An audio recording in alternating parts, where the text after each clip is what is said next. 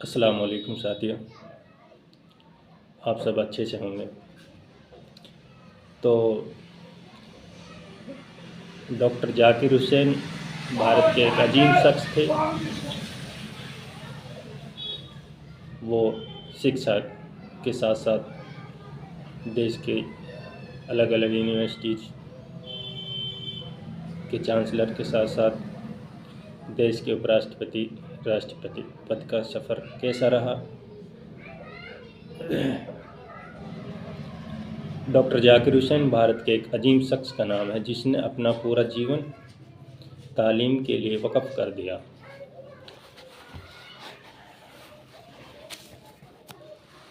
उन्नीस सौ 20 में जब वो महज 23 साल के थे, जब जामिया मिलिया के इस्लामिया की अलीगढ़ में बुनियाद डालने में सबसे अहम रोल अदा किया।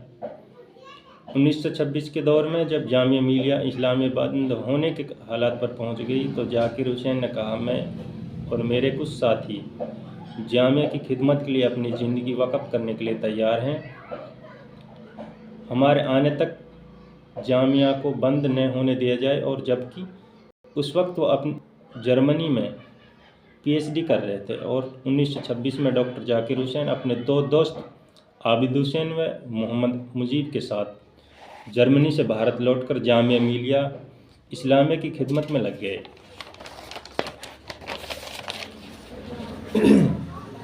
डॉक्टर जाकिर हुसैन 29 साल की उम्र में 1926 में जामिया मिलिया इस्लामिया के वाइस चांसलर बने। 1948 तक इस पद पर रहे।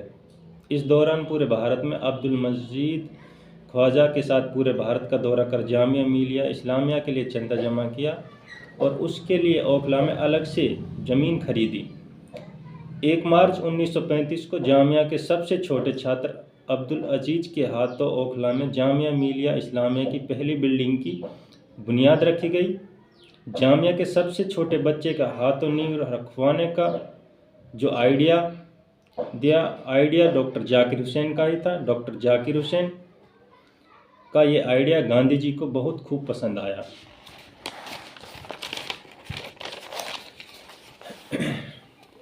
प्राइमरी एजुकेशन की मुहिम चलाई और 40 के दहाई में हिंदुस्तानी तालीमी संघ के जलसों में लगातार सक्रिय रहे। इसके बाद दिसंबर 1948 को इंडियन यूनिवर्सिटीज कमीशन के मेंबर बने। भारत के बंटवारे के बाद जब अलीगढ़ मुस्लिम यूनिवर्सिटी बंद होने के हालात में पहुंच गई, तब उसे बचाने के लिए वहां गए और नवंबर 1948 से दिसंबर 1956 तक वहां के वाइस चांसलर रहे। इसी दौरान 1950 में doctor Zakir Hussain world university service के चेयरमैन बने।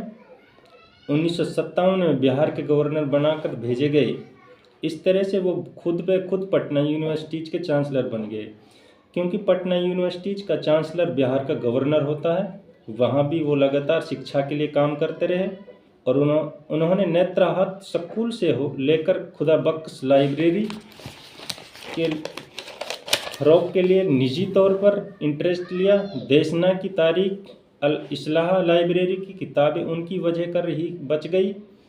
1962 तक डॉक्टर जाकिर हुसैन पटना यूनिवर्सिटीज के चांसलर और बिहार के गवर्नर रहे और फिर 13 मई 1962 को भारत के दूसरे उपराष्ट्रपति बने। शिक्षा से जुड़े प्रोग्राम में लगातार जाते रहे। फिर 1963 में जामिया मिलिया इस्लामिया के चांसलर बने और इसी पद पर रहते हुए 13 मई 1967 को भारत के राष्ट्रपति बने और अपनी आखिरी सांस तक भारत के राष्ट्रपति और जामिया मिलिया के चांसलर के पद पर रहे। 3 मई 1969 तक डॉक्टर जाकिर हुसैन का इंतकाल हुआ। उन्हें उनके बनाए हुए इदारे जामिया मिलिया इस्लामिया में दफन कर दिया। तो ये डॉक्टर जाकिर हुसैन का सफ़र रहा। शिक्षा का महत्व बहुत ज़रूरी है। मेवातवासी अपने बच्चों को, अपनी बेटियों को, अपने भाइयों को, अपने परिवार को, गांव को, इलाके को सब शिक्षित करने के लिए जोर दिया जाए। किसी भी हालत में रहें, बच्चों को पढ़ाएं और पढ़ें। अस्सलाम वालेकुम।